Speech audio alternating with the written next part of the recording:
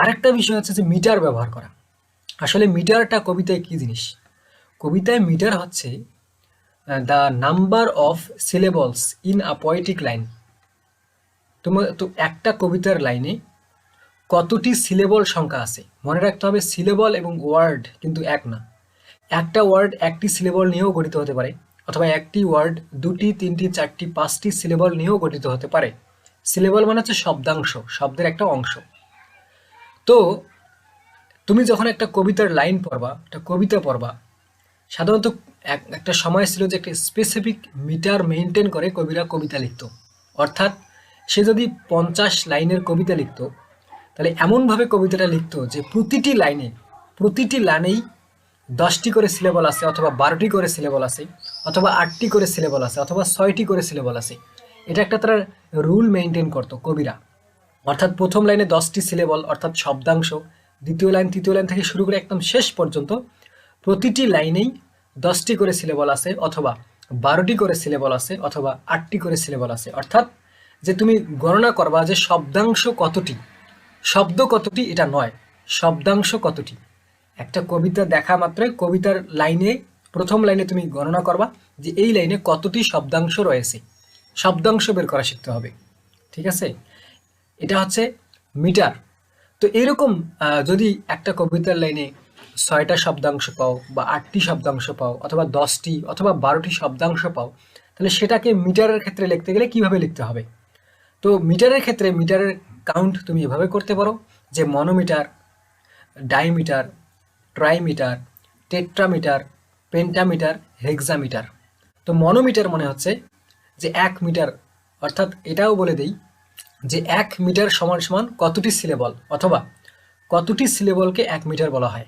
এটা জানার জরুরি, কতটি সিলেবলকে 1 মিটার বলা হয়। মনে রাখবা যে দুটি সিলেবল মিলে 1 মিটার হয়, অর্থাৎ 1 মিটার সমান সমান দুটি শব্দাংশ বা দুটি সিলেবল। এখন যদি একটা কবিতার লাইনে তুমি 10টি সিলেবল পাও, তাহলে যেহেতু 10টি সিলেবল, তার মানে 5 মিটার। এই 5 মিটারকে বলা হয় পেন্টামিটার। তো শুরু থেকে আমি বলতেছি, মনোমিটার মানে হচ্ছে 1 মিটার, অর্থাৎ কোনো কবিতার লাইন যদি মনোমিটার হয় সেখানে দুটি সিলেবল থাকবে মাত্র। কোনো কবিতার লাইন যদি ডাইমিটার হয় অথবা ডায়ামিটার হয়, তাহলে এই কবিতার লাইনে 4টি সিলেবল থাকবে, কারণ ডায়া মানে 2 মিটার, 2 মিটার মানে 4টি সিলেবল। আবার মনে করো যে ট্রাইমিটার, ট্রাই মানে হচ্ছে 3, 3 মিটার মানে 3 দুগুণী 6, 6টি সিলেবল। অর্থাৎ কোনো কবিতার লাইনে যদি 6টা সিলেবল থাকে তুমি বলতে পারো যে ট্রাইমিটার। এখন টেট্রা মানে হচ্ছে 4, টেট্রামিটার অর্থাৎ 4 মিটার, 4 মিটার। তাহলে 1 মিটার যেহেতু 2 সিলেবল, তাহলে 4 দুগুণী 8, 8টি সিলেবল। কোনো কবিতার লাইনে যদি তুমি 8টি সিলেবল পাও, তো সেটাকে সাহিত্যের ভাষায় বলতে পারো যে টেট্রামিটার। অর্থাৎ এই লাইনে কবি টেট্রামিটার ইউজ করেছেন, অর্থাৎ এই লাইনে তিনি 8টি সিলেবল ইউজ করেছেন। এরপর যদি 10টি সিলেবল পাও, তাহলে তুমি সেটাকে বলতে পারো যে পেন্টামিটার। অর্থাৎ এই কবিতার লাইনে 10টি সিলেবল আছে, আর পেন্ট মানে হচ্ছে 5, 5, অর্থাৎ 5 মিটারকে বলা হয় পেন্টামিটার। আর 5 মিটার মানে 10টি সিলেবল, 5 দুগুণী 10, কারণ আমরা জানি যে 1 সিলেবল, 2 সিলেবল মিলে 1 মিটার, অর্থাৎ 1 মিটার সমান সমান 2 সিলেবল।